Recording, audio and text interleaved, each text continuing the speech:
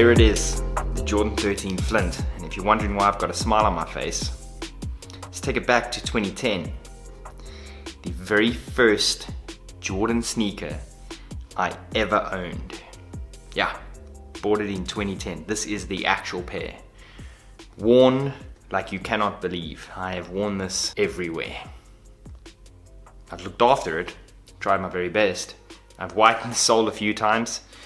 Still seems to get a little bit yellow now and then. And yeah, there it is. Doing a comparison look at these two, there's one thing I can tell you. I know for a fact these are not faded a lot. They haven't been thrown in a washing machine and washed extensively like that. So the color, I don't know if you can see it on camera, but there's a slight difference. This has definitely got more of a navy blue to it, and this is going towards a denim blue. When I look at the pictures online going back in 2010 and now, you can see a color difference. Jumpman on the tongue still looks pretty much the same. But yeah, these two are not exactly the same color. Now, this is a GS size, unfortunately, but I am going to pick up a pair. And if you're wondering where you can pick up a pair, at Shersha. I'll drop a link in the description below, and Shersha sent me this pair to have an early look at so I can show you guys. There it is, Jordan 13 Flint. And yeah man, this is nostalgia for me. This is a sneaker that started it all for me. It's that old. 2010, 10 years later, Jordan brand comes back. I had to wait 10 years before I can get a fresh pair.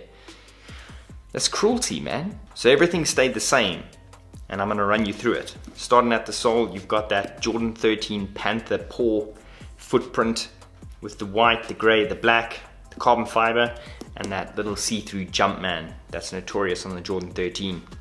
Moving up, you have a suede, a gray suede that's on the midsole as well as going into the upper, wrapping right around the heel and meeting up with that Jordan 13 number 23 Jumpman hologram, which is obviously the cat's eye of the Jordan 13. And then moving into the blue on the upper here, you've got that whisker print. I'm gonna call it the whisker print.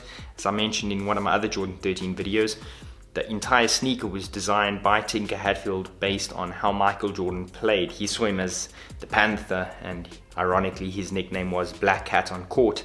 And this is kind of where the inspiration of the shoe comes from. So you've got that paw print like a panther, you've got the panther eye, and then you've got the whiskers, the indentations that it would make.